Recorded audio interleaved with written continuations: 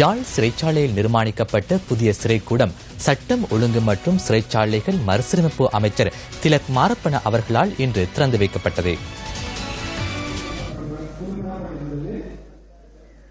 இந்த நிகழ்வில் சிறுவர் விவகார ராஜாங்க அமைச்சர் விஜயகலா மகேஸ்வரன், பாராளுமன்ற உறுப்பினர்களான மாவே சேனாதராஜா, இ சரணபவன், டக்ளஸ் தேவானந்தா மற்றும் பொலிஸ்மா அதிபர் என் இலங்கக்கோன் உள்ளிட்ட பலரும் கலந்து கொண்டிருந்தனர்.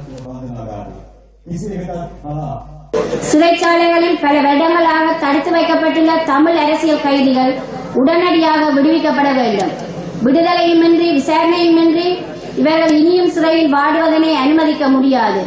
கடந்த 12ஆம் தேதி நாட்டில் உள்ள சிறைச்சாலைகளில் தடுத்து வைக்கப்பட்டுள்ள 217 அரசியல் கைதிகள் சாவும் வரையிலான உண்ணாவிரத போராட்டத்தினை ஆரம்பித்திருந்தனர். புலிகளின் முக்கியஸ்தர்கள் கடந்த அரசாங்கத்தில் அமைச்சர்களாகவும் முதலமைச்சர்களாகவும் திகழ்ந்தனர்.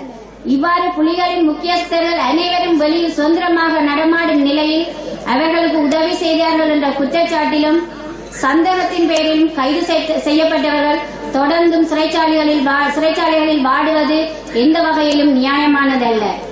இதனால் தான் தமிழ் அரசியல் கைதிகளை பொது மன்னிப்பு அளித்து விடுவிக்க வேண்டும் என்று நான் கோருகின்றேன். எல்டிடிஇ சந்தேக நபர்கள் என்று நாம் வேறாக விவாதிக்க வேண்டிய அவசியமில்லை.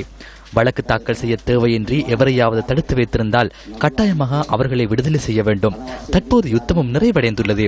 வழக்கு தாக்கல் செய்துள்ளவர்கள் பல வருடங்களாக அதனை முடிவுக்கு கொண்டுவர முடியாமல் இருப்பார்களாயின் அவர்களுக்கு கை கொடுக்கும் முறையொன்றை உருவாக்க வேண்டும். ஜனாதிபதியும் பிரதமரும் இந்த விடயம் தொடர்பில் சட்டமாதிபர் திணைக்களத்துக்கு ஆலோசனை வழங்கியுள்ளார்.